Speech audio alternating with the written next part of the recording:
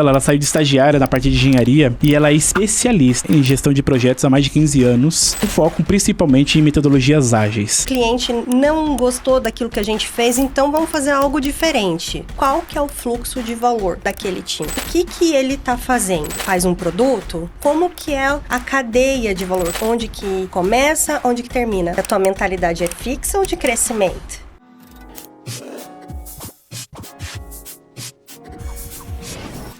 Fala pessoal, beleza? Sejam bem-vindos aí a mais um episódio aqui do NinjaCast, o seu podcast que vai te ajudar a crescer na carreira e ser um profissional ninja.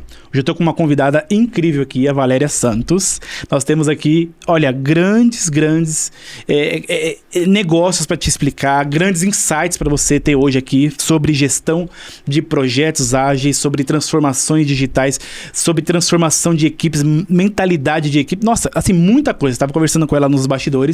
E olha, o podcast hoje está incrível, tá? Para você que não conhece aqui a gente, nós somos aqui o NinjaCast, um podcast focado em carreiras, que vai ajudar você que é líder, você que está buscando crescimento empresarial.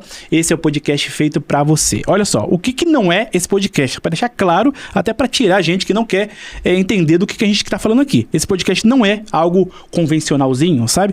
Não é aquele negócio cheio de ladainha e pouca ação. Não, pelo contrário, aqui é prático. Você vai ver que a gente sempre fala do dia a dia, coisas práticas. E eu aqui estou no papel de extrair o melhor possível da Valéria aqui hoje, tá bom? E eu estou aqui também com a Nicole. Não é isso, Nicole? Tudo bem? Boa noite, pessoal. Eu sou a Nicole, sou responsável aqui pela RH do Grupo Ninja. No momento estou num programa aqui de mentoria com o Edson, virando co-host. Co-host, né? Enfrentando o desafio. Para mim, que sou autista, não é muito fácil. Mas vamos pra frente. Mas tá indo super bem. Parabéns, inclusive, mais uma vez aqui, tá bom? Bom, vamos lá então. Valéria Santos, tudo bem? Tudo ótimo. Tudo jóia? Maravilha. Muito obrigado por estar aqui com a gente, compartilhar um pouco da sua experiência. Gente, olha, ela tem muita coisa legal. A Valéria, só para vocês terem uma ideia aqui do currículo dela, ela saiu de estagiária na parte de engenharia e ela é especialista, tá, em gestão de projetos há mais de 15 anos, com foco principalmente em metodologias ágeis. Ela trabalha atualmente na Bosch, tá, uma grande empresa, para quem não conhece. Acho que tem pouca gente que não conhece, né? Acho que é difícil. É difícil alguém não conhecer Entre a Bosch. as diversas divisões que ela tem, Exato. alguma coisa as pessoas conhecem. Exato. Ela é Agile Team Coach, é isso? Agile Team Coach. Exato, muito bom. Ela vai explicar o que é isso. São metodologias ágeis, uma coisa muito interessante, que está muito em alta. É algo assim realmente transformador e você vai aprender hoje detalhadamente como implementar metodologias ágeis no seu dia a dia. Valéria, vamos lá. Me fala um pouquinho do que é metodologia ágil. Acho que é uma primeira pergunta, né? E também já se introduza, fala um pouquinho de você também. Bem, prazer estar aqui com vocês, né? Muito obrigada pelo convite. Bem, vocês disseram, né? Meu nome é Valéria Santos. Essa é a parte curta, tá, gente? Se você for procurar no LinkedIn, vai estar um nome um pouquinho mais comprido. Mas, para os mais chegados, a gente ajuda ali a diminuir um pouquinho, deixar Legal. A vida mais fácil.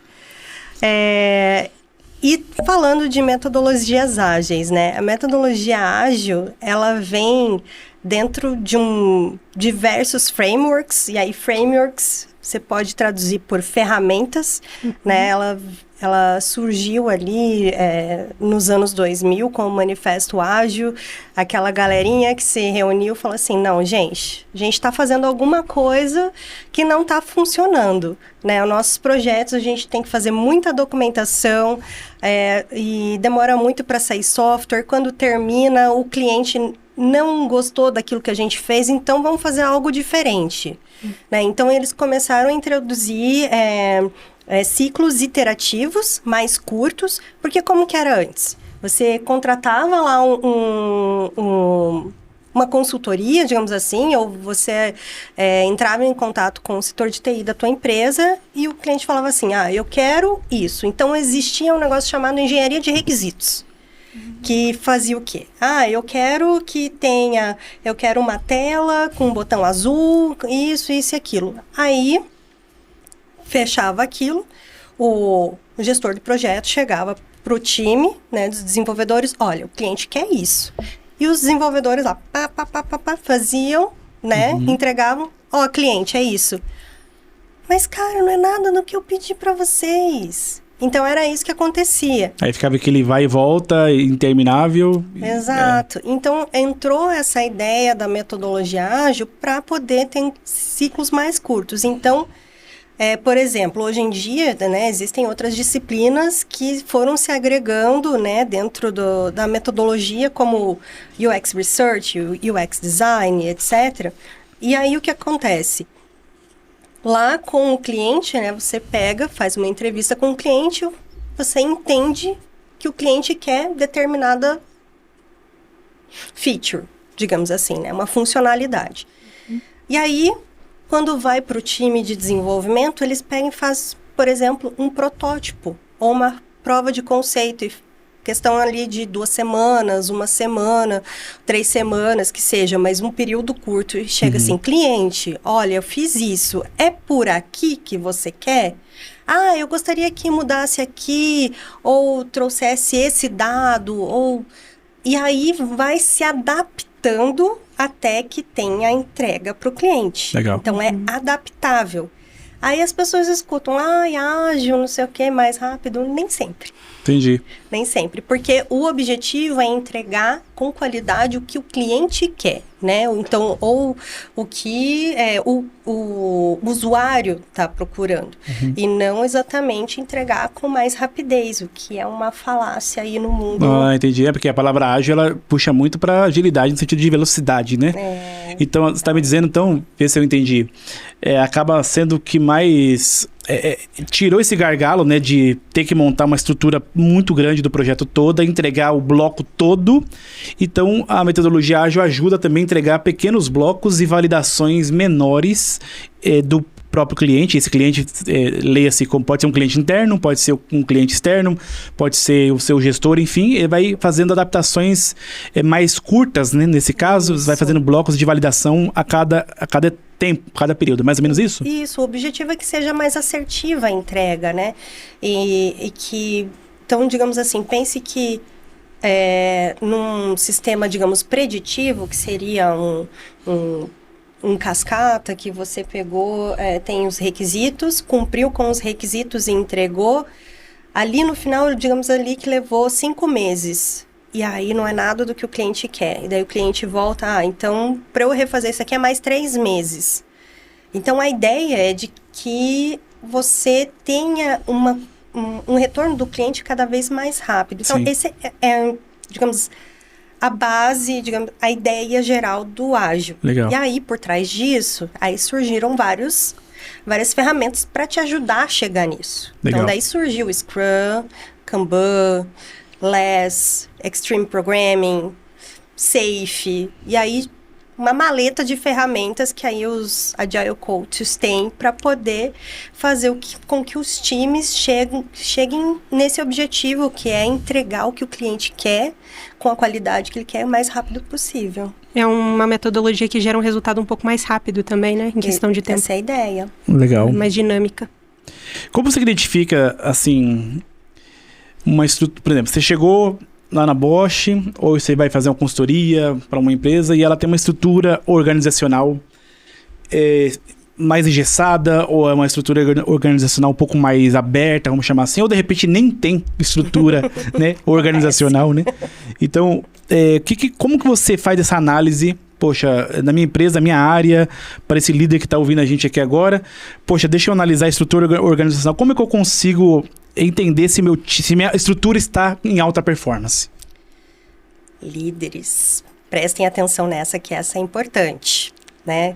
Então, vamos falar de estrutura organizacional. Existe aquela ideia básica de estrutura organizacional, que é o que a gente conhece de uma forma hierárquica, que seria uma estrutura matricial. Vai ter lá o CEO, os heads e etc. E aí os desenhos de cargos. É isso, aqueles desenhos. Ficou muito popular, né, ultimamente, aquela questão do Spotify, né, que é alianças, tribos, squads e assim vai.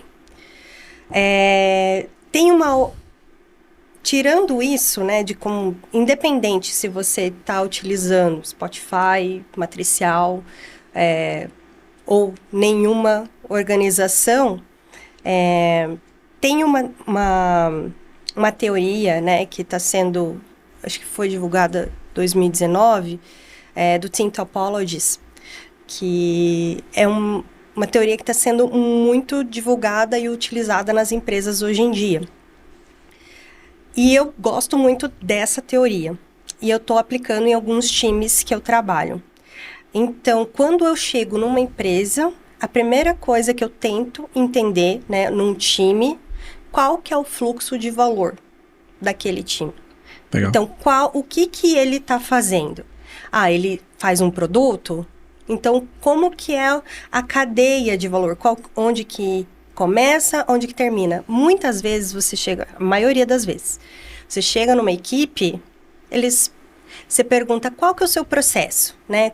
Onde que inicia seu processo, onde que está o fim, e qual que é o valor que você está entregando para a organização? Não sabe. Eu só escuto cri, cri, cri, não existe. A pessoa de repente é valor, mas ainda não mexe com dinheiro. É mais algo voltado para a missão da área, o propósito dela existir ali dentro, as principais entregas que ela faz. É nesse sentido, né? Isso, e também tem a questão dos processos, realmente. Então, por exemplo, eu vou tratar com um time de logística, por exemplo. Eu chego assim, tá, pessoal, da logística inbound, digamos assim. Como que é o seu processo?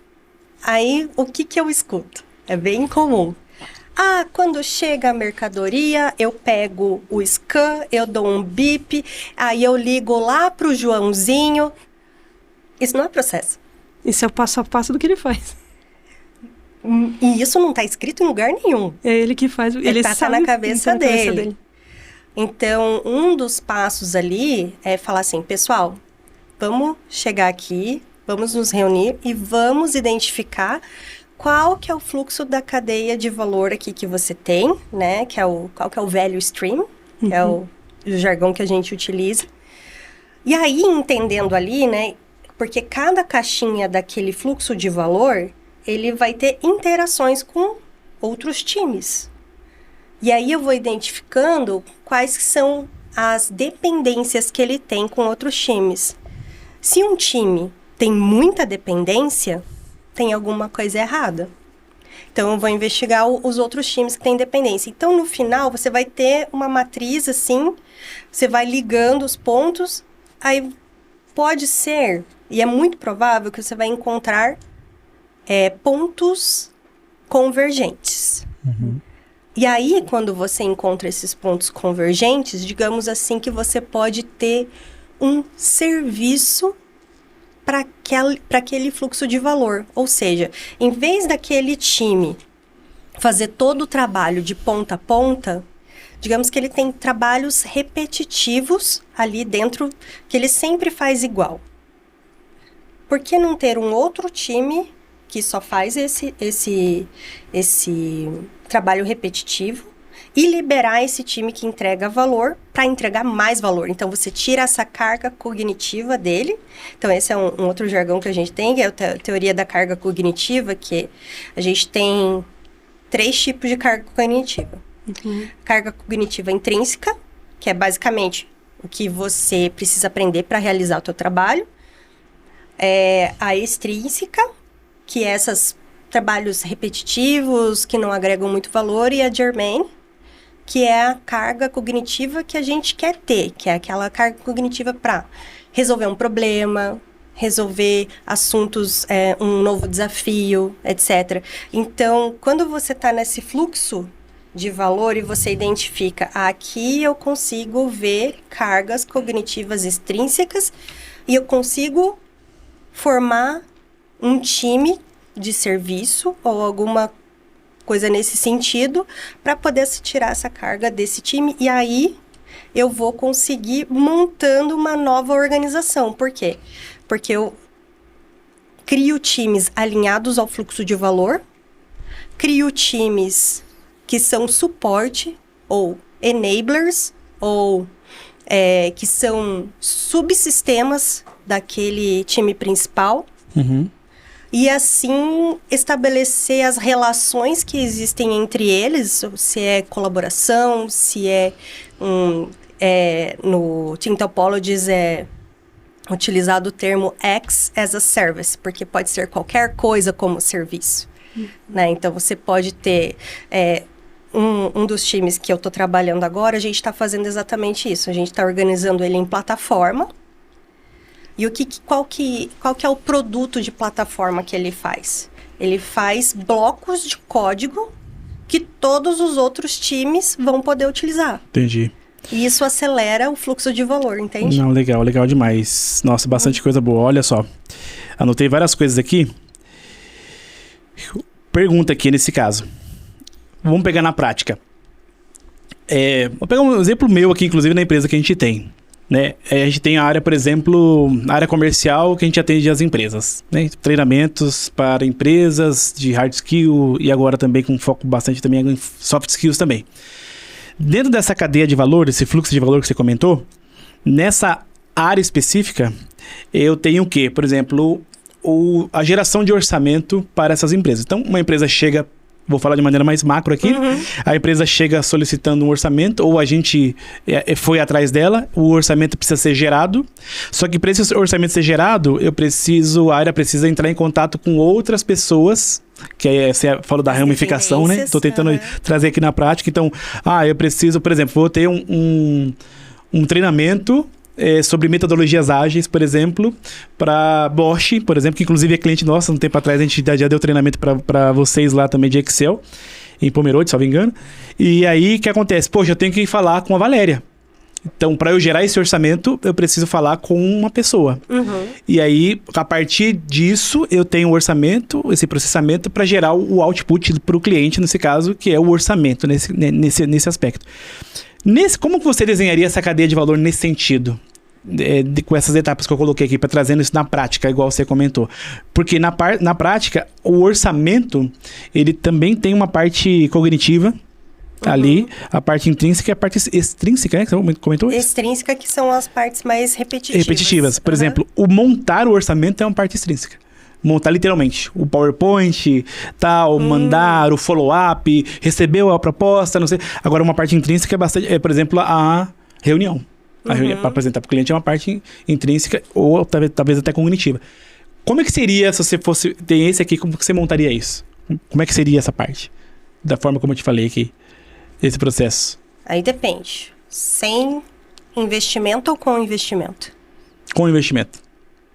Te dou um exemplo que a Bosch faz, que é bem interessante na Power Tools, na divisão de furadeiras, essas coisas assim, e a nível América Latina. Eles têm fizeram um projeto tempo atrás com a nossa divisão, que é a divisão de TI, para poder ter templates de marketing. Então, digamos assim, eu quero fazer uma campanha Dia dos Pais, ou uma campanha no Peru sobre um feriado local, para poder gerar. Então, eles fizeram toda uma sistemática que era os templates de marketing. Então, isso acelerou muito o fluxo de valor deles, porque assim, à medida que entra uma demanda, digamos assim, a demanda deles é nova campanha. Eu tenho um sistema que eu investi e que ele tem os templates, porque ele sempre segue um brand guide ali, né, da divisão, com alguns itens-chave, e sempre falando assim, eu sempre tenho que ter no meu folder um QR Code, eu sempre tenho que ter isso, sempre tenho que ter aquilo. Então, isso vai lembrando o analista de marketing e ele acelera o trabalho dele. Então, digamos assim, nesse caso, teria que realmente entender quais são todas as etapas, o quanto que o sistema se beneficiaria de itens repetitivos. Então, digamos assim, eu tenho um acervo, não sei, de apresentações, alguma coisa assim, que sempre... E alguns itens que vão mudar, né? E aí, esses itens que vão mudar, que eu acho que é a customização que é feita, só mudaria, né, nessa customização. Então, tentaria realmente entender o fluxo, minimizar as dependências e trazer padronização. Nossa, interessante. Sistema que beneficia, né? O que se beneficia o sistema. Acho que é uma frase bem interessante. Ou seja, o que não só beneficia as pessoas, mas beneficia o sistema como um todo, né? A sistemática, é isso que eu entendi, né? Então, olhando para o sistema como toda a cadeia, o que é benéfico para o sistema, né? Nossa, bem legal esse site. Sentido. Durante seu mapeamento, que você fala ali de fluxos, de tarefas, entender processo, entender a interligação entre as áreas, provavelmente você encontra alguns ruídos, né? De comunicação, tarefas que uma área não deveria fazer e está fazendo. Uhum. Como você faz a intermediação desses gaps, o direcionamento correto e que tipo de mudança isso gera? E quais são os gaps mais comuns que você encontra? Muito interessante sua pergunta. Então, assim, deixa eu ver se eu entendi o que você me perguntou. É mais no sentido quando a gente está no processo de identificação do fluxo de valor. Exatamente. E a gente começa a entender essas interações com outras áreas, certo? E ali começa a identificar, opa, mas espera aí, tem double work aqui. Exatamente. Tem pessoas fazendo a mesma coisa. Tem também nesse sentido, mas, por exemplo, tem a área do marketing. E tem o comercial tá fazendo tarefas, demandas que quem deveria estar fazendo era o marketing. Ou, por exemplo, ruídos, quando eu digo ruídos de comunicação, você vai fazer um mapeamento no marketing. Aí o marketing fala, porque o comercial não sei o quê. É clássico, né? Não, e daí chega no comercial, não, mas o marketing, isso, aquelas fichazinhas assim, então, que são gaps bem comuns que a gente encontra de ruído de comunicação, de tarefas que não deveriam ser feitas. De organizações que estão em crescimento, em silos também, né? Exatamente. Em silos? Setores? Silos é como se fossem lugares isolados, né? Então... Tem a interligação, mas cada área... Não muito, eles se protegem, né? Como se fossem grupos completamente distintos. E não como se todo mundo trabalhasse para o mesmo lugar. Isso, e o papel, né, também do Agile Coach é de eliminar esse tipo de situação. E o ágil traz isso também, né? Porque... você vai colocar que os times, eles precisam trabalhar em colaboração. E quando eu coloquei do Team Topologies, é algo muito interessante, porque você tira essa questão de time de marketing, time de comercial. Qual que é o valor que você está entregando? O valor que eu quero entregar, digamos, é orçamento. O time de orçamento, que é um time alinhado ao fluxo de valor... é composto de uma pessoa de comercial, uma de marketing e uma, sei lá, de relações públicas. Não sei. Digamos, esse é um time. Ele não é mais um time isolado, sabe? Isso não impede de que exista o chapter, né? Ou uma organização que vai favorecer a habilidade, o skill set do profissional de marketing. Então, digamos assim, você pode ter uma guilda, ou uma comunidade de prática, ou mesmo um chapter, que esses profissionais estão organizados para quê? Porque é importante que os profissionais tenham, né, digamos, exemplo, marketing, uma uniformidade dentro dos padrões da empresa. Então, não adianta você criar várias equipes e cada equipe com o seu profissional de marketing trabalhar diferente. Então, é importante você ter essa união dos profissionais ali com o mesmo domínio, né? Com a mesma habilidade ali. Mas, isso seria mais no sentido, assim, de organização por... skill set, né, que a gente coloca. E esses, eles, digamos assim, eles vão estar, né, em times alinhados ao fluxo. E dentro desse time do skill set, que seria o silo, né, eles não estão mais nesse silo, porque eles não trabalham só com essas pessoas, eles trabalham com pessoas de todas as outras habilidades. Então, toda essa questão de, isso é do marketing, isso é do comercial, não vai existir, porque eles são a mesma equipe.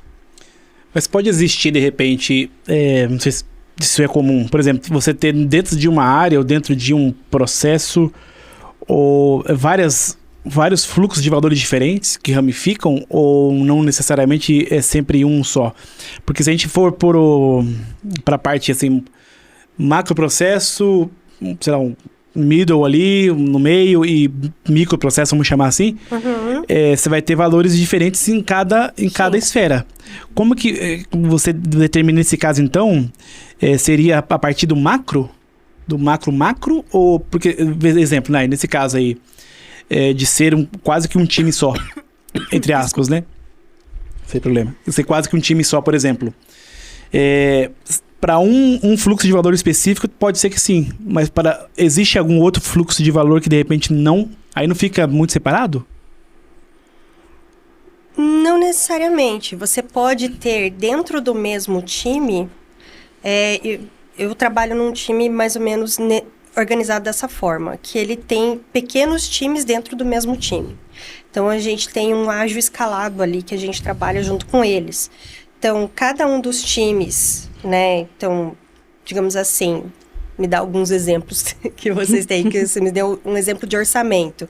Outro exemplo que você teria, sei lá, campanha. Isso, fazer uma campanha, por exemplo, Black Friday, que pode acontecer, por exemplo. Seria mais ou menos ali as mesmas, digamos assim, que você tem um fluxo de orçamentos, um fluxo de campanhas, e esses times, eles estão dentro de uma esfera maior que seria comercial marketing, não sei. Provavelmente. Alguma coisa Receita, por exemplo, time de receitas. Tá. O que pode acontecer, digamos assim, não tenho capacity suficiente, capacity é a quantidade de horas suficiente para preencher todo esse fluxo. Uma cadeia de valores. Entendi. Mas pode ser que um recurso, uma pessoa, né, desse time, ele esteja 50% nesse, 50% nesse. Legal. E aí vai entrar outra variável, que é o quê? Disciplina. Que aí, quando as pessoas estão distribuídas ou em projetos ou em diferentes atividades, exige muito disciplina das pessoas, né? Autodisciplina. Legal demais. Quando a gente entra nessa cadeia que você está falando, acho que a gente precisa de pessoas. E em empresas pequenas, onde muitas vezes a gente fica até dependente de uma única pessoa fazendo várias funções, papéis chaves e tudo mais, porque às vezes não tem budget suficiente para contratar pessoa suficiente, às vezes a empresa realmente é pequena, né? Não tem como contratar pessoa suficiente. O que a gente faz nesse sentido? Ou mesmo também uma área pequena, né? Porque eu já vi também empresas grandes, mas a área, o orçamento daquela área para headcount é aquilo. Tem lá 3 pessoas e é isso. E não tem como contratar mais. E você imagina o que acontece quando essa pessoa tira férias? Exatamente. Você fica 100% dependente dela. Essa pessoa ficou de férias, não tem ninguém nem para cobrir. Isso é o clássico. Mas só que você falou de empresas pequenas, empresas grandes também isso acontece. Então, porque tem empresa grande que tem uma área pequena, por exemplo, ou mesmo que seja uma área grande, mas tá dependendo só, sei lá, tem 20 pessoas na área, por exemplo. E sempre tem aquele processo tem uma pessoa que leva tudo, né? Exato. E aí é o que eu falo, gente, tem que mapear processo, tem que ter histórico, documentação. Uma coisa assim que eu nunca precisei me preocupar, férias. Eu sempre tive todas as minhas atividades muito bem mapeadas em fluxograma, ou tudo assim que existia, porque qualquer pessoa pode fazer o meu trabalho. É só entrar e ver o passo a passo. Eu sou completamente substituível, me deixem. Nossa, mas isso aí também é uma quebra de paradigma também, né? Porque hoje as pessoas acabam ficando, não, peraí, eu não vou escrever tudo nada, porque se eu escrever aqui, se eu for facilmente substituível, aí você é substituível. Exato, né? Porque é uma mas mudança você também. Veja, e aí a gente entra na questão da mentalidade, que a tua mentalidade é fixa ou de crescimento?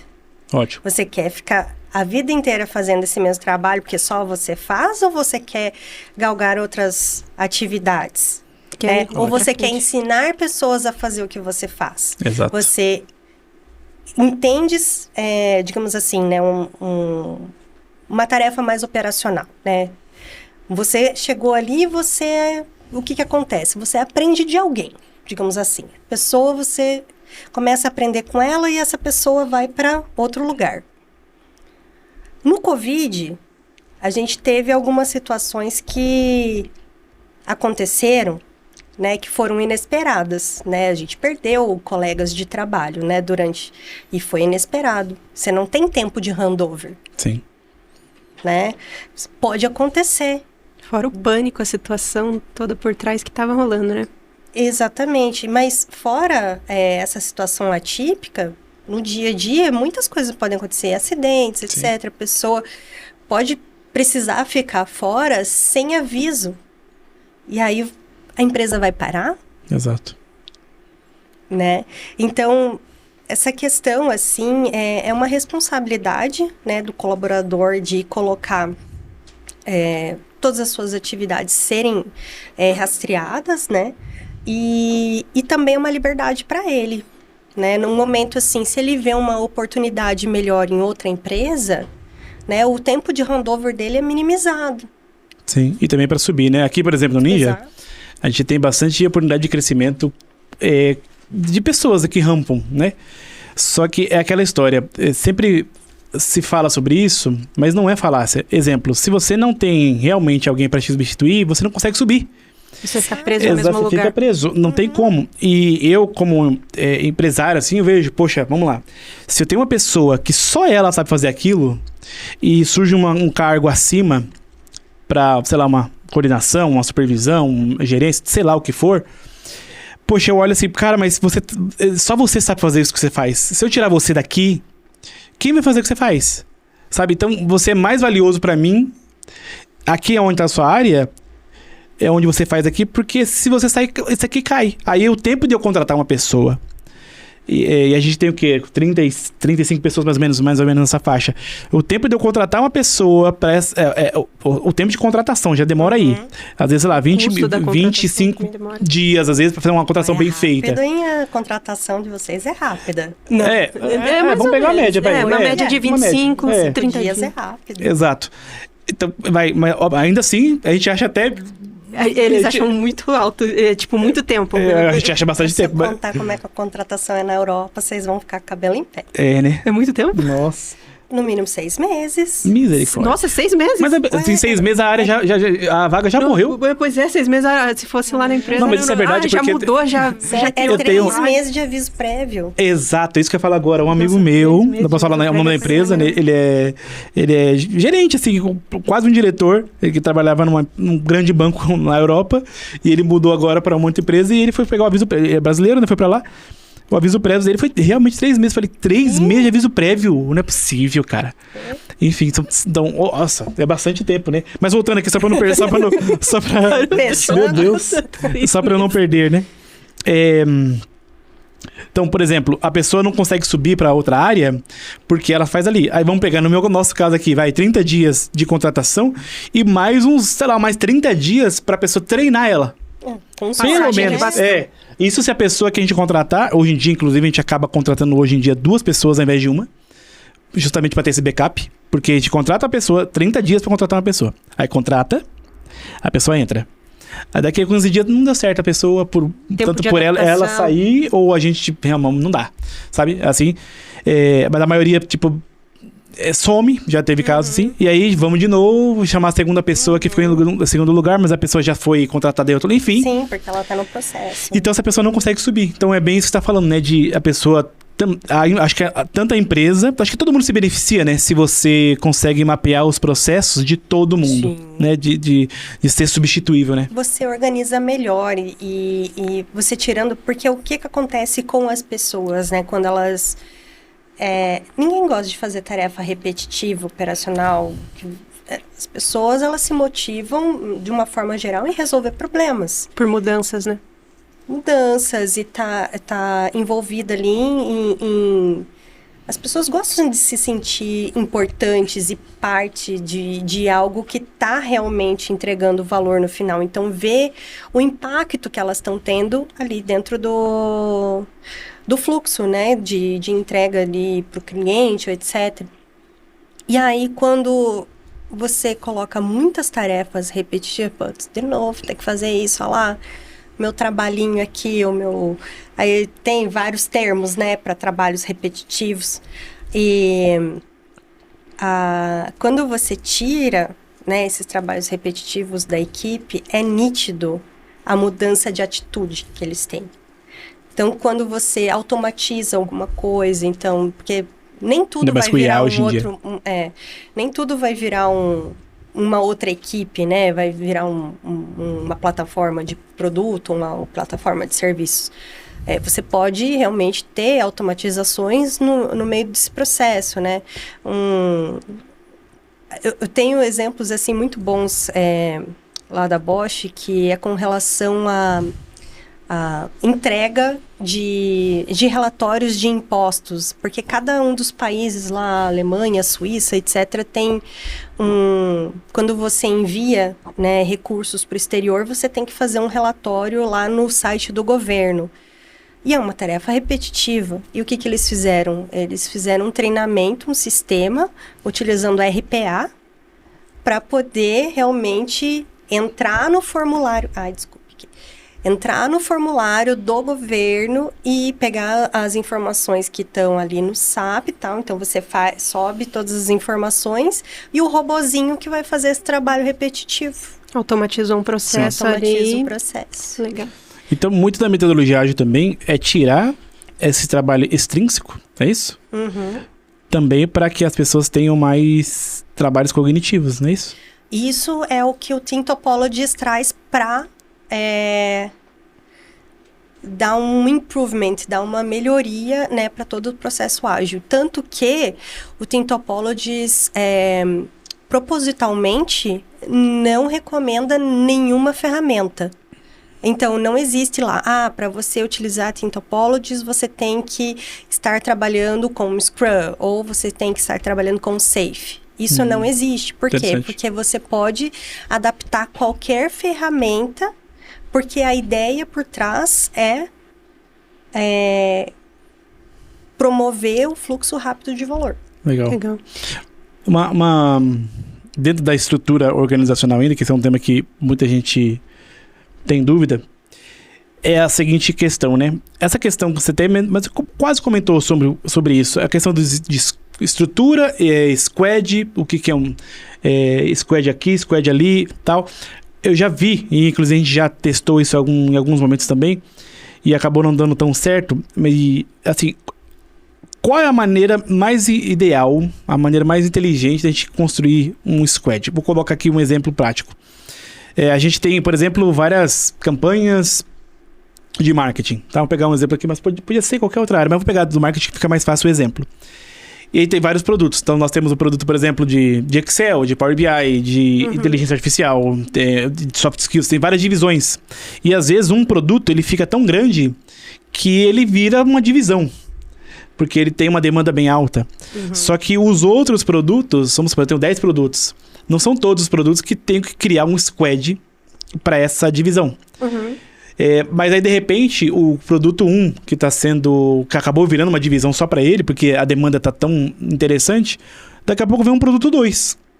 Só que esse produto 2 de 10, ele não tá na hora de contratar gente ainda, mas ele dá sinais que...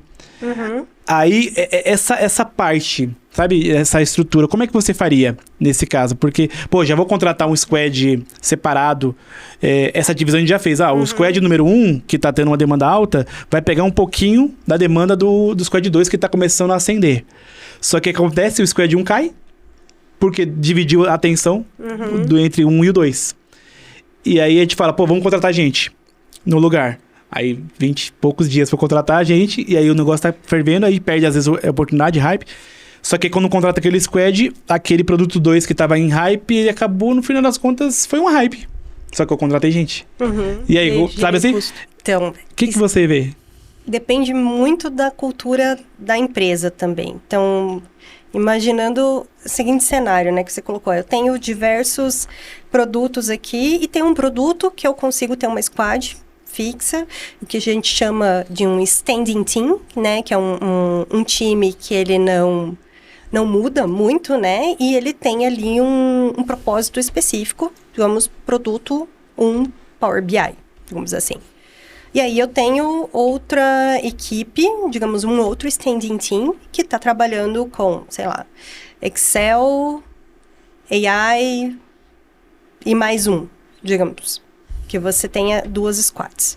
Só que dentro dessa squad aqui, cresceu muito o AI.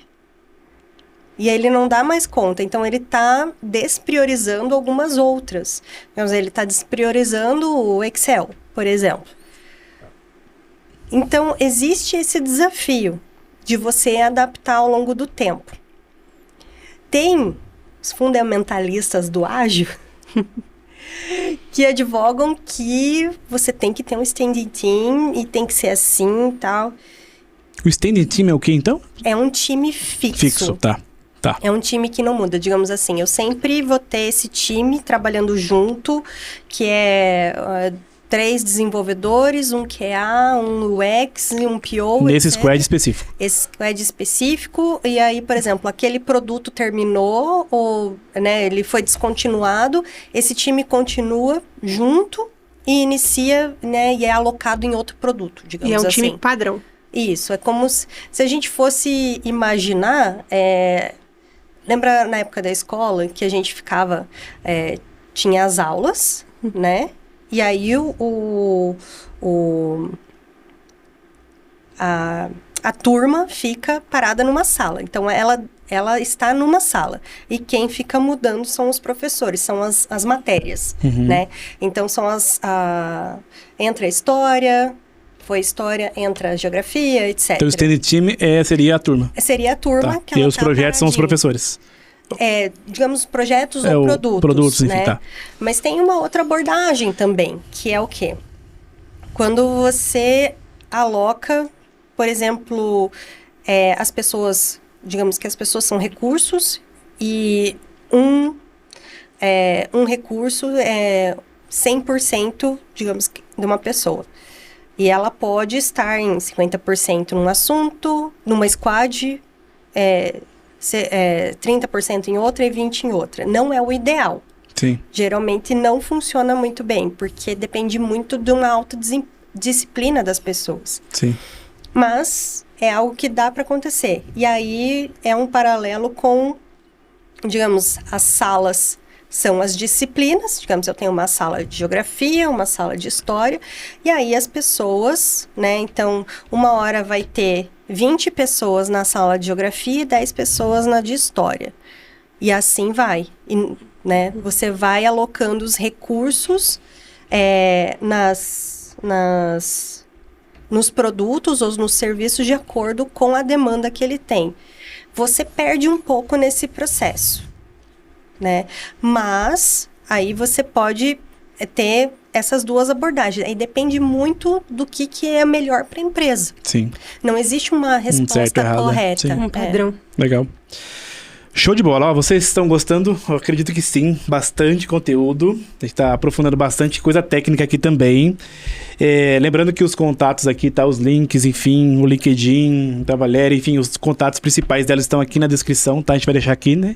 Para quem quiser contratar a Valéria, de repente, para uma consultoria, para alguma mentoria, alguma coisa, tá bom? Fica aqui os contatos aqui embaixo. Então, inclusive, já deixa o like aí, que esse programa aqui tá bem legal. Eu tô aprendendo bastante, tá muito legal. Mas tem mais perguntas aqui ainda para você. Opa. Bora lá. Minha vez. A você, vai lá. Eu vi. Valéria, você falou ali de... Provavelmente todo esse processo que você faz provoca mudanças, né? E nem todo mundo gosta de mudanças. Eita.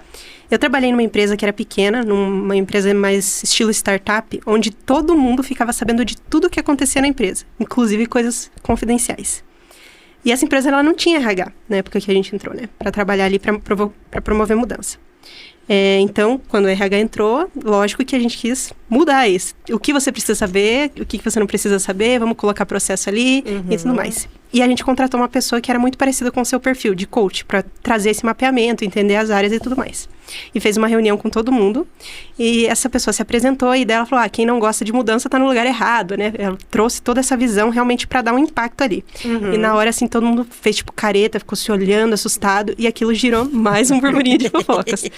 Como que você lida com esse tipo de mudança? Quais são os principais impactos que tem? O que você consegue fazer para que essa mudança seja positiva e que as pessoas realmente vejam aquilo como uma forma boa e não algo que é ruim, que vai gerar um ruído de fofoca e até, às vezes, que nem nesse caso ali, quase um motim.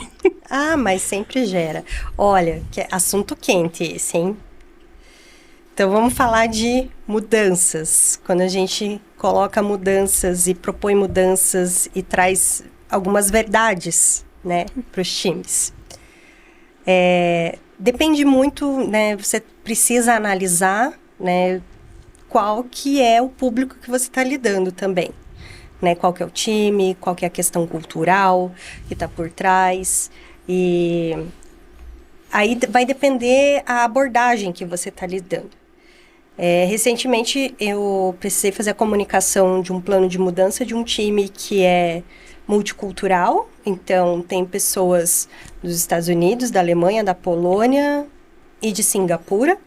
E dentro desses, diversas nacionalidades, diversas culturas diferentes, inclusive com pessoas vietnamitas, indianas, com outras origens. Então, é muito complicado você abordar, assim, de uma maneira uniforme. O que eu coloquei nesse exemplo específico? Então, quando eu comuniquei a mudança, um dos pontos principais que eu comuniquei para eles era que eles eram resistentes à mudança. Que a gente ia precisar trabalhar esse mindset, então tinha ali um plano para poder eles irem se adaptando, etc. E nisso gerou um motim, que você comentou. Então, assim, é clássico, né? O motim foi muito questionamento e um ataque total para cima de mim. Porque daí todo mundo se virou contra você, né? Claro, todo mundo contra a Valéria. Aquela semana eu falei assim, gente, estamos essa semana na temporada Todo Mundo Odeia a Valéria, episódio número 1. E assim, cada dia era um episódio de Todo Mundo Odeia a Valéria. E como que eu lidei com essa situação, né? Então, eu apresentei o plano da mudança. E aí, qual que era o perfil, né? A maioria dos que tiveram uma reação mais calorosa, digamos assim, houve algumas palavras um pouco mais ofensivas, eles eram pessoas, assim, com perfil, né, mais europeus e dos Estados Unidos ali, então eles têm e os americanos, eles têm uma dificuldade muito grande com feedback direto. O americano, em geral, você tem que ficar dando volta. Nossa, mas sempre eu vi que era o contrário. Que o brasileiro é assim e o americano ele é mais direto. Que no Brasil a gente tem que enfeitar e o americano é na lata. Não, o americano não é na lata. O americano não é. Nossa. Você pode perceber que ele vai falar assim pra você, quando ele gosta de alguma coisa, ele fala awesome, terrific, e não sei o quê. Quando ele não gosta, it's good. Parece bom. It's okay. Mas ele nunca vai falar diretamente que não tá bom. Ele detestou. Mas dá pra ver na cara da pessoa que detestou, né? Exatamente. E aí eu já percebi ali que existia, e os alemães também foram muito então, diretos. É um time com todos eles, é isso? Eram líderes ou eram diversos cargos? Eram líderes. Eram todos líderes, mais ou menos. Isso, líderes de entrada, digamos assim. Tá. Né? Líderes, primeiro nível de liderança. Legal. E aí, esse diagnóstico que você deu, vocês são resistentes a mudanças, foi em quanto tempo, mais ou menos, assim? Eu fiz a pesquisa, né, com eles. Então, como que é o processo? Eu entro na equipe e passo a fazer entrevistas com eles. E entro nas rotinas que eles têm. E começo a ter one-on-ones com eles para poder, o que você acha disso? O que você acha daquilo? E aí, o clássico, né, acontecia naquela equipe, que não, nós somos mais ágeis que o ágil. Porque o que a gente faz é mais ágil que o ágil. Então, a gente já está arrasando aqui. Então, são coisas assim que a gente vai pegando. Então, toda vez que eu fazia entrevista com eles, tudo é confidencial, né? Então, eu nunca escrevo nada no computador. Eu sempre escrevo num caderno que fica só comigo, não fica nem no computador. Porque tem informações ali, uma questão de confiança, né? Que a gente tem com cada um deles. E aí, sempre depois da entrevista, eu faço um relatório, um diagnóstico ali e vejo pontos de gaps que eu preciso voltar com aquela pessoa ou não, que eu já entendi a questão. E ali dentro desse... Então, depois que eu consegui conversar com todos os líderes e conversei com... eu fiz uma amostra dos times, porque eu não ia não ia conseguir conversar com todo mundo, era muita gente. E aí eu peguei algumas pessoas que eu percebia que tinham mais influência. Então, quando eu entrava na reunião de time deles, eu prestava atenção, quem que fala mais, quem que é mais resistente, quem que... Então, assim, sabe aquela pessoa que entra na reunião, não fala nada, fica só escutando, parece que tá fazendo nada? Mas tá observando. É eu.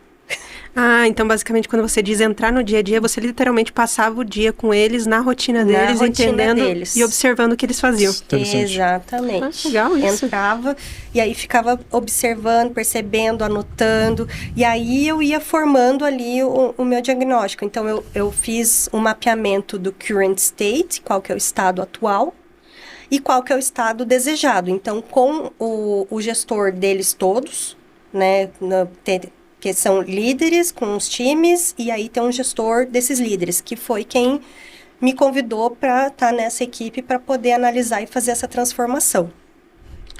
E aí eu alinhei com ele qual que seria o estado futuro, né? Alinhei com ele qual que é o estado atual, se ele concordava, se ele via que estava faltando informação. Estávamos alinhados, completamente alinhados, e aí que foi a apresentação para todos eles, e foi o caos. Que deles não aceitaram o resultado. Nada.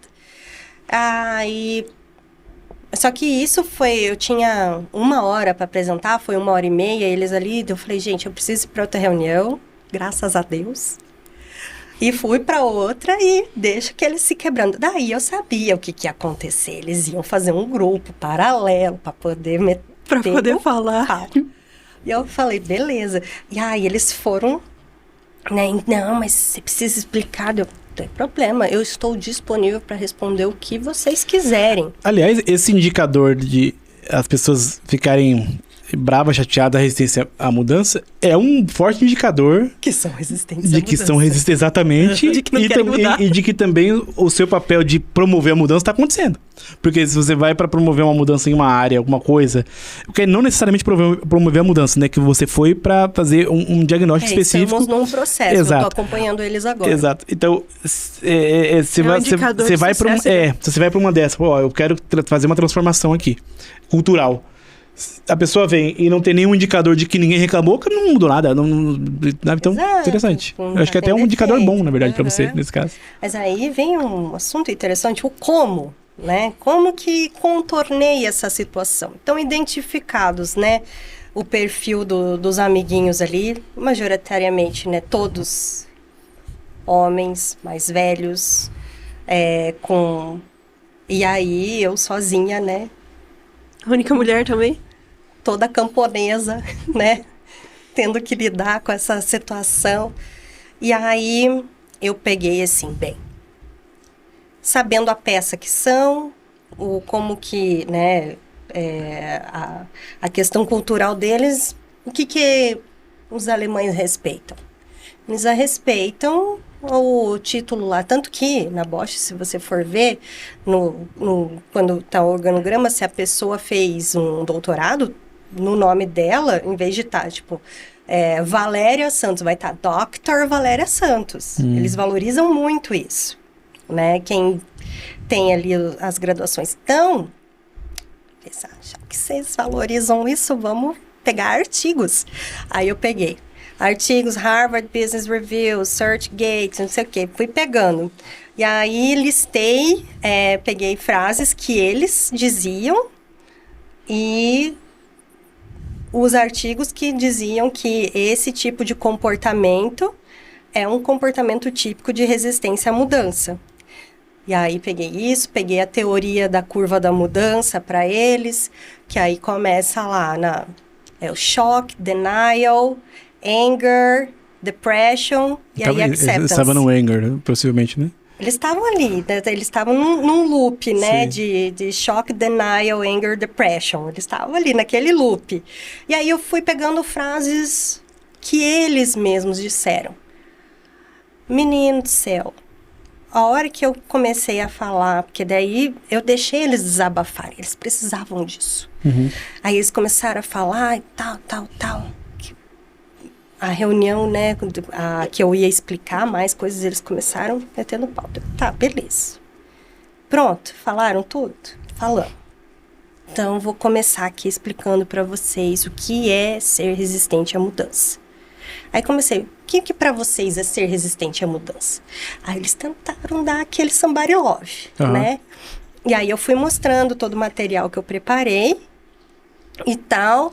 E aí, ó, quando vocês falam isso, né, a gente tem essas evidências aqui, estudos que demonstram que isso é um comportamento característico de pessoas resistentes à mudança. Então, nesse caso, essa raiva foi uma delas, mas fala um ou dois, assim, que você viu nesse estudo, que o pessoal pode falar, poxa, acho que eu também sou de repente. Tem um ou dois, assim, que você lembra? Foi típico, né? Mas tem também, assim... Mais uns 2, 3 exemplos, sei lá. Tem uma fase de barganha também no meio da curva da mudança, antes de chegar na depressão, que é basicamente assim, barganha. Ah, então, se você deu esse plano aí, a gente pode começar no próximo quarter? Você já começa a barganhar. Em vez de começar agora, dá para ser depois? Então, você começa a barganhar ali a mudança. Ah, mas e se a gente fizer dessa outra forma? Pode ser. É uma fase ali da curva da mudança. Depression. Você começou a fazer ali as orientações da mudança. Ah, eu tô fazendo aqui, ó, e nada dá certo. Ah, tudo a pessoa coloca defeito. Eu fiz aqui, mas continua dando tudo errado. Antigamente dava certo, agora não dá mais. Eu falei pra você que não ia dar certo. Poxa, por isso que a importância também de fazer, igual você comentou no começo do podcast, né? De fazer algo quase que a 4 mãos também, né? Porque são poucos profissionais, e olha que eu conheço muita gente, poucos profissionais que fariam um diagnóstico que nem você está dizendo que você fez lá. Porque tem muito consultor, tem muito mentor que você traz, você conversa, até profissionais também que você traz de fora e entram e fala, cara, tem que ser assim, resistente à mudança, tal, não sei o quê. Só que muitas coisas, por exemplo, de teste que já foram validados, testados, comprovados, documentados, cara, dessa maneira não dá. Tá aqui. Não, mas é que essa maneira que foi feita errado. Não dá. E já acontece, por exemplo, já vi... Eu tenho muitos amigos empresários também, né? Do digital e fora do digital também. Tem uma mentoria também de empresários, né? Que eu ajudo na parte de AI, inteligência artificial. Que eu vejo muitos casos assim. Do tipo, cara, contratei um consultor, ele veio pra mudar, transformar uma cultura, enfim, etc. Aí o cara me trouxe um plano aqui, cara, eu abracei o plano do cara. Não fui resistente... E quando foi ver, cara, deram uma merda. Desculpa falar assim, né? E aí estragou completamente meu trimestre, meu mês, meu semestre. Enfim, então tem esse lado também. Criando uma imagem, de profissionais do seu calibre que faria... Cara, aqui, ó. Você trouxe estudos específicos. Olha, aqui está aqui, tá? Então tem essa dica também para quem vem também trazer essa mudança. Que eu adoro mudança, o pessoal sabe. Eu adoro. Todo dia ele promove uma diferença. Eu sou, o que ele chama, né? A gente tem o nosso mentor lá de gestão de pessoas. Eu sou o famoso águia doidão que chama, né? Que é o dominante, vai, tá. E eu gosto muito de mudança de cultura. A gente tá num processo de mudança de cultura o tempo inteiro. Mas eu já vi também muitos casos de gente que mudar o processo, mudar alguma coisa, só que no final das contas o embasamento não é tão sólido quanto o que você trouxe aqui.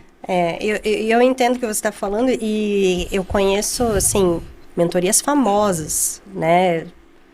Acho que tem aquela Boston Group, alguma coisa assim, ou McKinsey, etc., que eles chegam, né, com, olha, você quer fazer a transformação ágil, né? Então, a gente tem aqui os OKRs, os TAIs e mais isso, e aí você junta tudo no mesmo balaio, você não sabe para que serve um, para que serve outro, e coloca a goela abaixo de todo mundo. E aí ninguém sabe para onde correr. Exato. Sem entender a realidade por trás, entendeu? Diferente do que você fez lá. Você passou em várias reuniões de maneira quase que um colaborador oculto ali, quase um consultor oculto, um cliente oculto, vamos chamar assim. Entendeu, e trouxe o diagnóstico inteiro, né? Para trazer o diagnóstico. Nós contratamos um consultor, ano passado, ano retrasado, eu não lembro, que eu estava implementando o RH, e eles fizeram um papel parecido com o que você falou. Eles trouxeram, a gente vai ter a fase X, a fase Y, etc. Só que a nossa cultura, o nosso RH não é um RH tradicional. Ele é um RH baseado em resultado. Tanto que a gente só trabalha com prestador de serviço, é contrato PJ. Então, nem tudo que funciona no mercado tradicional consegue aplicar pra gente. Na verdade, a maioria não consegue. Você tem que se adaptar diariamente para conseguir fazer diferente. Essa é a verdade. E aí eles trouxeram um plano padrão e aí a gente fez a primeira, fez a segunda, fez a terceira. Quando chegou na terceira, ele falou, muda esse cronograma aí, porque nada do que vocês estão trazendo tá dando pra aplicar aqui. Foi mais ou menos assim. Já começou, é aquilo que a gente falou do ágil, né? Já começou no cronograma, então assim, não estava adaptado à necessidade do cliente. É verdade. Eles conseguiram ainda mudar bem, assim, depois... Mas vocês conforme, mas a iniciativa partiu de nós, de falar, a nossa realidade é essa, a gente tem essa cultura aqui, eu entendo que vocês têm que fazer, mas para vocês chegarem nisso, eu preciso que vocês entendam como que funciona aqui. Exato. Então foi bem difícil. E aí como é que você fez, então, continuando até a história, que essa história é bem interessante, tá trazendo ensinamentos no meio dessa história, como é que foi, então, essa parte de... Tá interessado no babado, né? Quem não tá, né? Com certeza. Todo mundo que tá assistindo, com certeza. Quem é isso, final dessa história. Curioso, exatamente. Para de falar, deixa ela terminar a história. Gente, então... Como é que você conseguiu fazer essa mudança, né? Enfim, provocar como é que você... Teve esse choque, né? Ali teve uma resistência muito forte. E aí, depois dessa sessão, né? Que eu tive com eles, que eles começaram... Sabe quando... Eles ficaram um pouco constrangidos, assim. E isso é uma coisa que eu aprendi também, assim, lidando com a cultura, né, bem os europeus e às vezes até os americanos, assim, que às vezes quando você parte para luta, né, porque qual que é a questão do brasileiro? O brasileiro, ele tenta evitar o conflito. Ele vai na camaradagem e tal. Você pode perceber que o máximo, assim, não, vamos entender mais tarde e tal. Então, o brasileiro, ao máximo, quando você está numa discussão de trabalho, evita partir para um confronto. E aí tem uma história interessante também, né, da onde que eu comecei a aprender essa questão do confronto, mas depois a gente pode voltar nessa história, só para a gente poder finalizar essa. E aí teve essa questão do confronto e tal, e eles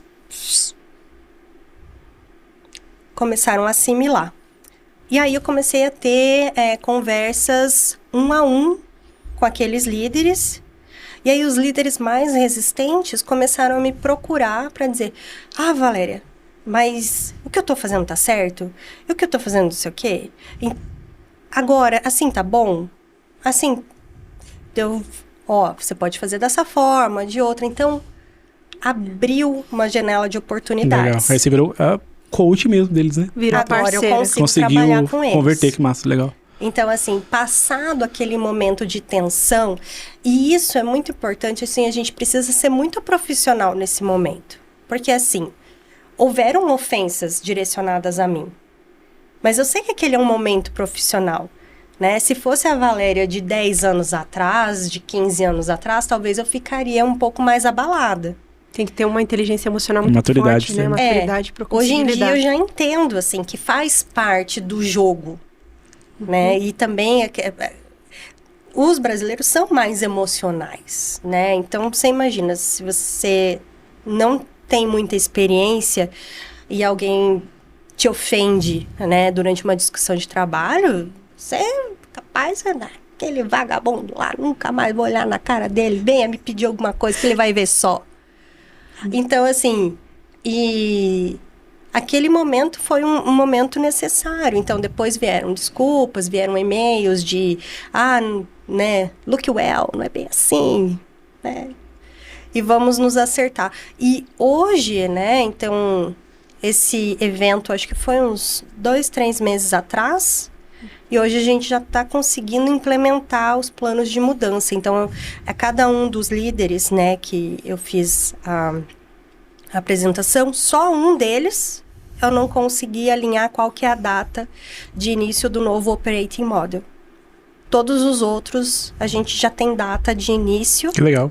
Assim, eu voltando de férias, eu vou acompanhar todo esse processo com eles. Bom. E aí, o líder dos líderes, né, ele já me confirmou para o ano que vem para continuar acompanhando o time. Que massa, que massa. Parabéns, inclusive. Então, se a gente for pegar, assim, passos, mais ou menos aqui que eu anotei, né? Uhum. Então, foi basicamente ali um diagnóstico real, né? Então, você passou tempo entendendo... Vou chamar de cliente nesse caso, né? São os seus clientes ali, enfim, entendimento na prática, participou das reuniões, observou de maneira imparcial, passou um tempo realmente para tirar as conclusões. Uma coisa interessante também, ou seja, nesse caso o diagnóstico, né? Outra coisa que me chama a atenção, um passo 2 de repente independente do diagnóstico em si, falar a real. Você soltou ali e tal. Porque possivelmente você já deve ter entendido esse comportamento antes de fazer o seu relatório. Se preparar. De repente, sabe? Talvez não tão quanto, mas a gente, né? Assim, independente disso, o real é esse, o diagnóstico é esse, ponto. Eu esqueci de falar uma coisa, mas é um ponto que eu até comentei com eles, que eu acho que chamou muito a atenção deles e que eles pararam para pensar, é que eu falei para eles o seguinte: eu estou aqui oferecendo o meu ponto de vista como profissional. Eu não ganho nada se vocês fizerem ou não fizerem. Essa é uma oportunidade de vocês entrarem, entenderem o que eu estou abordando aqui, vocês terem ouvidos para poder escutar e entender o que eu tô... vocês podem questionar abertamente, porque eu tô aqui para poder responder todas as dúvidas e os questionamentos, e eu não sou 100% precisa. Né? Podem ter pontos de desvio aqui, mas eu estou aqui para oferecer a minha experiência e o meu ponto de vista para vocês crescerem. Nossa. Eu saio daqui da equipe de vocês e vou para outra, e para mim não muda nada. Então, eu acho que também isso que o gatilho do desapego impacto, também, assim, né? Que a gente chama de marketing. Faz a pessoa refletir, Exato. Né? Então, o diagnóstico real, junto com a apresentação do diagnóstico de maneira direta e reta, junto com esse gatilho do desapego, né? Olha quantas coisas tem, parece que não, mas nossa, tem muito. Exatamente. Outra coisa também, entendeu a situação, ficou mais calorosa ali, teve bastante maturidade e inteligência emocional. Tem que manter o tom ali. Exato. Profissionalismo no extremo. A postura. Colocou eles mesmos contra eles mesmos, ou seja, o que de mais você valoriza. Você fez a pesquisa lá, inclusive, dos alemães, você comentou, eles valorizam muito essa questão, tal, coisa mais técnica, mais científica, buscou isso, ou seja, falou a linguagem deles, né? Depois da coisa mais calorosa, beleza, foi caloroso, mas deixa eu falar uma coisa pra vocês, ó, já que vocês valorizam tanto a questão do doutorado, deixa eu colocar uma coisa de Harvard pra vocês aqui, que é exatamente o que vocês estão fazendo. Não é isso? Lá em Harvard tem bastante doutor, não tem? Porque então, você endossa o que você está falando. Então você falou a linguagem dele, né? Nesse aspecto. E aí você conseguiu, com isso, virar o jogo. Então, talvez aí, para quem está assistindo a gente, alguns passos aqui para você, né? Um framework, né? Um passo a passo, de repente, aqui para assim, adaptar, né? Vamos chamar o framework da Valéria. A palavra é adaptar. Adaptar, exatamente. Tudo é contexto. Tem o passo que ela falou também de saber se você é uma pessoa de mente fechada ou não, né? Você tá com raiva, começou a negociar demais, ficou com depressão e depois ficou com vergonha, então tem alguma coisa errada. Bem legal. Nossa, muito legal, muito legal. E, assim, por exemplo, dá para entender, igual em diversos podcasts que a gente faz aqui, existem algumas coisas muito interessantes que a gente aprende que servem para qualquer função, para qualquer cargo, para qualquer área, para qualquer profissão. E uma que ficou muito clara aqui hoje é que entender sobre metodologias ágeis, independente da área que você está, ela também te ajuda, é uma habilidade que ajuda bastante, né? A desenvolver você como um todo, um profissional, né? Como que uma pessoa que não tem nenhum conhecimento em metodologias ágeis, de repente é a primeira vez que está ouvindo aqui a gente, achou interessante o tema, Edson, mas eu Valéria, eu trabalho como assistente financeiro, ou então eu sou, sei lá, gestor comercial, ou então, sei lá, trabalho na área de operações, eu trabalho na área de logística. Pô, mas gostei, eu acho que isso, eu como líder, por exemplo, eu acho legal entender esses conceitos que eu consigo adaptar um pouco pro meu dia a dia, né? Por onde que essa pessoa começaria para entender? Ela não quer ser uma expert, né, em metodologias ágeis, mas ela quer aprender ali a base para eu usar no meu dia. Qual caminho você recomendaria para essa pessoa? Eu vou começar falando com o que não fazer. Ótimo. Ótimo, é mais importante. Que foi exatamente o que eu fiz. E aí as pessoas aprendem com os meus erros. Quando eu comecei a me interessar, né, pelas metodologias ágeis, né, que foi lá em 2019, escutava muita gente falar. Então, como eu era da indústria automotiva, a gente não tinha, assim, muita proximidade com isso, né? Porque é muito claro no desenvolvimento de software, né? As metodologias ágeis. Mas aí começou-se a falar para poder adequar, né? Colocar mais eficiência ali nos nossos projetos, principalmente os projetos de curta duração, de localização, etc., ou mesmo de adequações de qualidade. E eu fui buscar entender um pouquinho mais. E aí, o que não fazer? Tá, pessoal?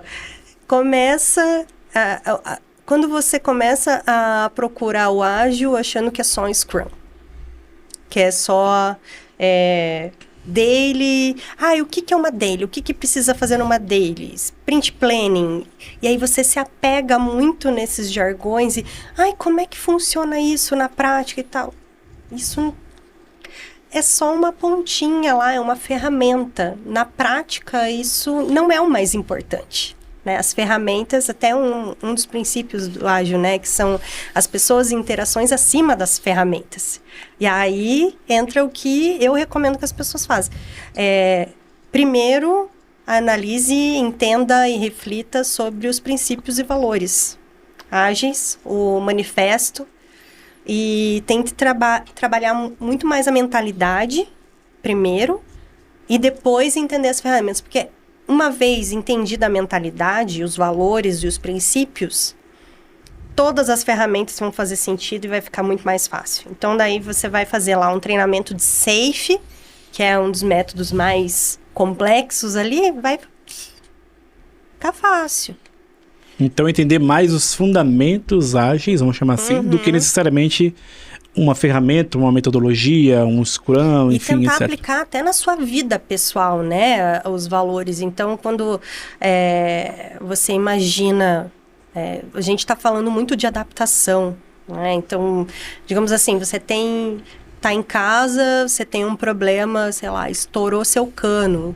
Qual que é a primeira coisa que você faz, né? Você chora, você liga pro encanador, vai deixar a água estourando. Você tem que resolver o problema e se adaptar. Corre lá e fecha o registro, né, meu filho?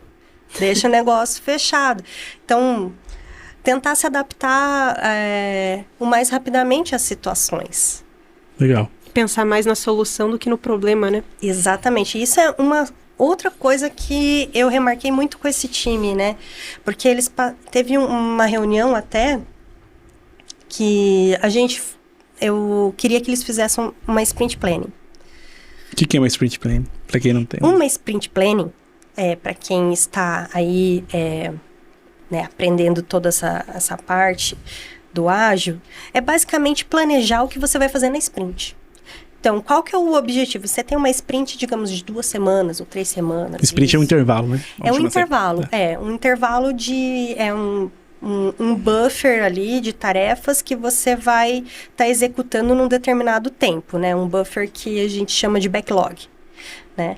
Então, um buffer... Vamos lá, bastante coisa em inglês para quem não entendeu. Vamos lá. O que é um buffer? Buffer e o backlog? Uma sequência de tarefas, digamos, um pacote de tarefas.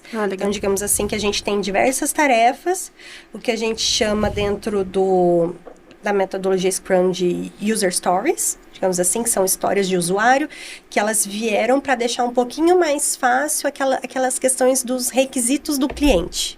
Sim. Então, lá, a história do usuário eu como usuário da ferramenta tal, quero que, para que. Então, você é uma estruturinha ali para facilitar pro desenvolvedor entender qual que é a dor do usuário, o que ele quer com aquilo, né? Então, basicamente, nas 2 semanas ali, eles têm a estrutura de tarefas que eles vão fazer, e aí eles vão estudar ali o cronograma. Quando você vai fazer, quem vai fazer, por que vai fazer. Isso, na planning vai ser... Então, digamos assim, tem outras cerimônias, né, que ocorrem antes da planning. Então, quando você chega na planning, o pacote de tarefas que você tem ali, digamos assim, no mundo ideal, tá, gente? Não acontece sempre. Mas, digamos assim, no mundo ideal, você tem lá 10 user stories, que elas estão já estimadas, né?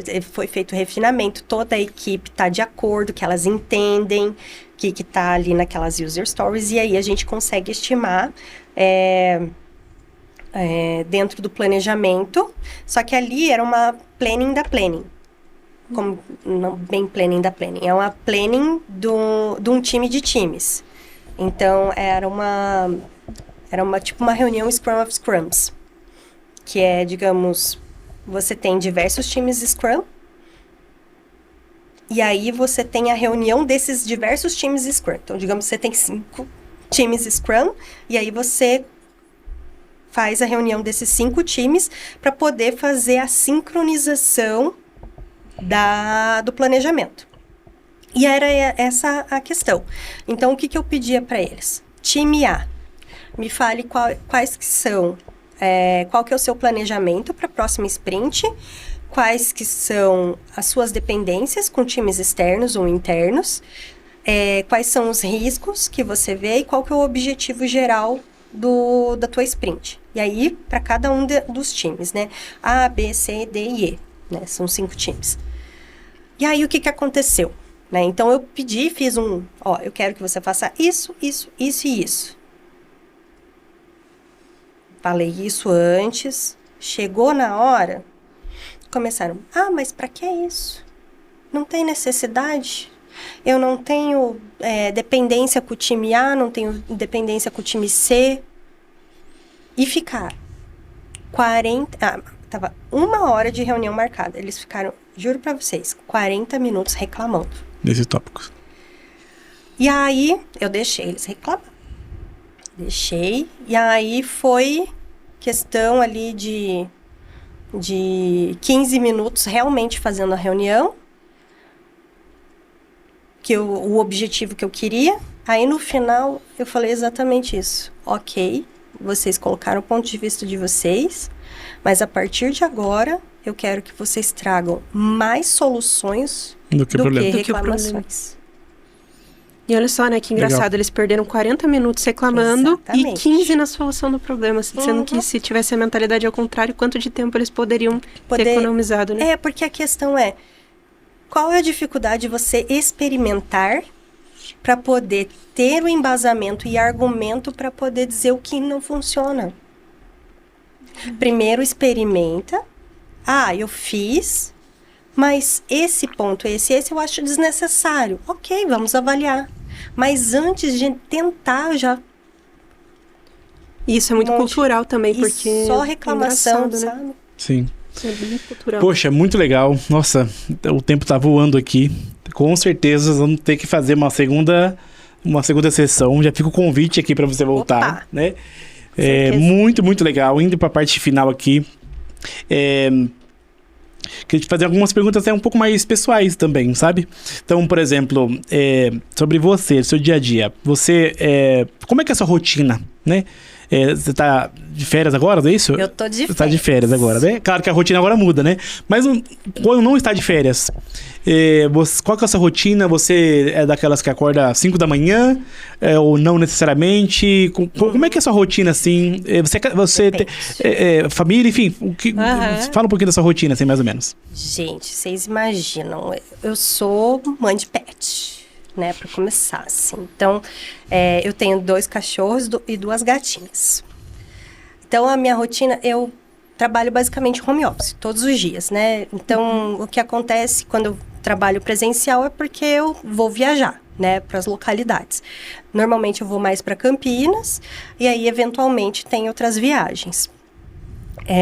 como que funciona o meu dia? Basicamente em torno da minha agenda do trabalho. Então, assim, até a última sexta-feira, antes de eu sair de férias, eu tinha uma reunião que começava às 4 da manhã. Então, eu me programo para acordar. Isso, porque era um comitê específico, não é sempre que eu acordo esse horário. Mas nesse dia em específico, eu me organizei de acordo com, né, o torno da agenda. E aí, normalmente, né, a minha primeira reunião, as minhas atividades começam às 6 da manhã justamente para acomodar os integrantes de Singapura, né? Porque a gente tem é o mesmo horário da China. Então, tem uma janela ali para conversar com eles um pouco mais reduzida. Eles acabam ficando até mais tarde para a gente poder se alinhar. Mas aí eu pego, e é muito flexível, então às vezes eu preciso ficar até mais tarde, mais cedo, etc. Mas, no geral, eu consigo equilibrar bem. Esse até era um problema que eu tinha na época da pandemia, né? Quando a gente começou a ficar todos os dias no home office. Porque quando eu estava na Renault, a gente já tinha 2 dias de home office por semana. A gente já tinha esse hábito, né? Então, antes da pandemia. Mas aí, quando foi todos os dias na semana, aí, meu filho, eu não tinha disciplina nenhuma. Eu demorei muito para poder, então, assim, às vezes... Se adaptar. Sim, e naquela época era praticamente quase todos os dias, era 4 da manhã até 5 da tarde, 6 da tarde, mas porque eu ficava ali. Eu não conseguia sair do meu computador e fazer outra atividade. Não porque o trabalho remoto é isso, né? O home office, querendo ou não, tá ali, né? É muito fácil. Tá ali. E aí a gente fala, trabalho é trabalho infinito, né? Se abrir o computador aqui agora... Você consegue. Você tem exato, é trabalho infinito. Você caça. Exato. Mas hoje em dia, assim, depois desse tempo, a gente aprende, Sim. Né? Hoje em dia eu consigo, então assim, no meio do dia, se eu consigo marcar, sei lá, um médico, alguma coisa, eu pego, coloco na minha agenda do trabalho mesmo, vou parar feliz, 1h30 aqui, sair, depois eu termino a minha tarefa, alguma coisa assim. Então, é uma questão de autodisciplina, a gente vai aprendendo com o tempo. E aí fica a cachorrada no meio, aí tem reunião, às vezes, daí eles estão perseguindo as gatas, daí aquele forfé. E aí, assim, falar assim, gente, só um pouquinho aqui que o cachorro tá comendo um negócio que não deve, eu vou só tirar da boca dele, já volta. Eu vou lá, tiro, porque senão eu tenho que levar no veterinário depois, né? Corpo estranho. Sim. Coisa que mais acontece. E entendi. Aí, você vai... Rotina. Legal. Livros, o que você tem? Você gosta de ler? Gosto. Mas vocês querem saber... Porque, assim, ultimamente eu não ando lendo muita coisa de trabalho. Que eu tô num hiperfoco na China, agora eu inventei de assistir tudo as coisas da China, estudando medicina chinesa, eu tô nesse hiperfoco agora. Legal. Mas, com relação ao papo que a gente teve, até é interessante recomendar alguns livros para quem tiver interesse, que é o Tintopologies, né, com os autores Manuel Pais e Matthew Skettle, eu acredito. E eles vão estar lançando, eu vi no LinkedIn, acho que foi hoje mesmo, a segunda edição do Tintopologies, em setembro de 2025. Então, se você quiser esperar, né, pessoal, que vai ter novos use cases lá, muito interessantes. Mas ele é mais técnico nesse, no caso, né? Isso, ele pega bem a teoria ali do Tintopologies, né? De tudo que a gente conversou ali de times alinhados ao fluxo de valor, plataforma, como acelerar o fluxo de valor dos times e trazendo toda essa questão de reduzir a carga cognitiva. Então, é um livro bem denso e ele tem um workbook que também é muito interessante, que é o Tintopologies para times remotos. Que legal. Que é um workbook mesmo, assim, para você fazer um exercício. Pega, assim, você tem tal time e tal. Então, é bem interessante. Que massa, legal. Filmes que você gosta? É só os dorama, fia. Dorama? Dorama coreano? C-dramas. Não, chinês. Eu gosto de dorama chinês também. Porque Mas dorama, pelo nome, não é por ser... Asiático, no geral. Asiático, pensei que era coreano. Não, o K-pop que é coreano, né? É K-pop. É verdade, né? O dorama é mais... Não, é porque asiático. eu tô nesse hiperfoco da China, sabe? Tá aprendendo chinês também? Menina, se eu te contar, quando eu estudei Você estuda chinês, né? Eu fiz 3 anos de chinês. E aí... Mas isso faz muitos anos atrás. Porque quando eu estudei lá na França, era de graça. Ai, que legal. Né? Aí aproveitou ali. De graça, né, gente? Eu comecei a estudar chinês lá. E aí, quando eu voltei pro Brasil, fiz no Selim, né? Fiz todos os módulos até terminar. E aí, isso faz muitos anos. E agora eu inventei de retomada. Eu fico fazendo caligrafia em casa. Que legal. Agora eu resolvi, né? Tô nesse hiperfoco. Dá uma olhada lá no Pula Muralha. Isso, sigo. Isso é ele, eu faço escola com eles. Que legal, que legal. Valéria, nossa, muito legal, muito obrigado, foi muito enriquecedor esse podcast, aprendi bastante, anotei bastante coisa, vou ter que até rever esse episódio aqui, pra colocar numa IA, até de repente também trazer até todos os bullets ali, tudo certinho pra gente. O áudio que joga lá. Exato. Summarize. É o Summarize? Tem um... o resumo é uma ferramenta também. Summarize? Ah, não, é de... do resumo, né, em inglês, né? Isso, Eu pensei que era uma ferramenta. resumir, que tem uma ferramenta chamada Transcriptor, que é muito massa também. Tem uma extensão chamada YouTube para texto.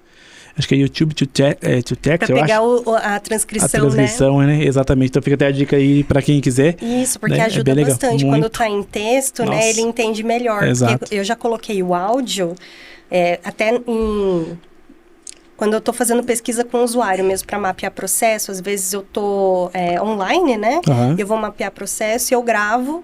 E eu já coloquei o áudio do vídeo na IA para poder me dar um resumo. Nossa, ele pega umas coisas muito nada a ver. Solta, né? Melhor a transcrição. Exato, legal. Poxa, muito obrigado mais uma vez, tá?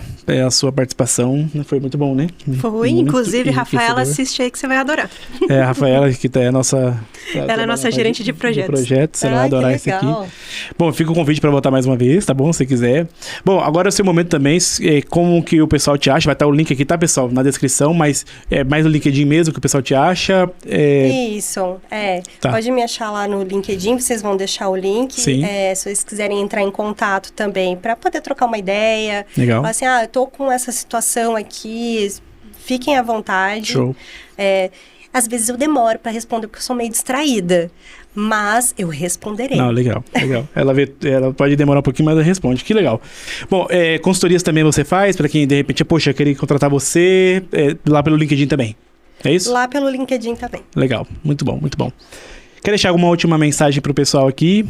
Que você diria, a última mensagem para eles aqui, o que você diria? Eu diria, pessoal, não desistam. A adaptação é a chave e a mentalidade, pensando numa mentalidade de crescimento. Até vem um outro livro, a Carol Dweck, né? A questão entre mindset fixo e mindset de crescimento. Fica a dica porque é base para tudo, para qualquer profissão. E o mundo que a gente está vivendo é isso. A gente precisa desaprender muita coisa, aprender coisa nova o tempo todo e... não é específico de agora. Ele vai continuar assim, eu acho que pro resto da vida. Show de bola. Muito legal, muito legal. Nicole, obrigado, tá? Mais uma vez por estar aqui presente. Estaremos na próxima, com certeza. Para você que assistiu até aqui, muito obrigado também. Não esquece aí de curtir, de comentar, de pegar esse link e mandar ali nos grupos de WhatsApp, né? Tem vários grupos que eu sei que você está. Você tem vários grupos no WhatsApp do trabalho, de memes, enfim. Pega o link aqui, manda lá. O pessoal, gostei desse podcast. Manda lá que vai ser muito enriquecedor, tá bom? Qualquer dúvida que tiver, pode chamar a gente aqui. Então, os nossos contatos também estão aqui embaixo, tá? Para você que quer... você que é líder, você que é empresário, você que é gestor, quer treinamentos, assim, sobre soft skills e hard skills, desde a parte mais técnica e também comportamentais, você pode chamar a gente aqui, que a gente pode te ajudar nesse projeto chamado Ninja Skills. E quem sabe, podemos até fazer uma sessão aqui, uma imersão presencial ou online, um curso com a Valéria, quem sabe, sobre metodologias ágeis. Vamos falar, de repente, né? Deixa os comentários aqui, inclusive, quem acha isso uma boa ideia, né? Vamos falar sobre isso, quem sabe a gente pode fazer essa parceria. Já fica o convite aqui também, tá bom? Maravilha. Até a próxima, então. Muito obrigado e nos vemos num próximo episódio. Obrigado, Valéria, mais uma vez. Obrigada. Valeu, gente. Até mais.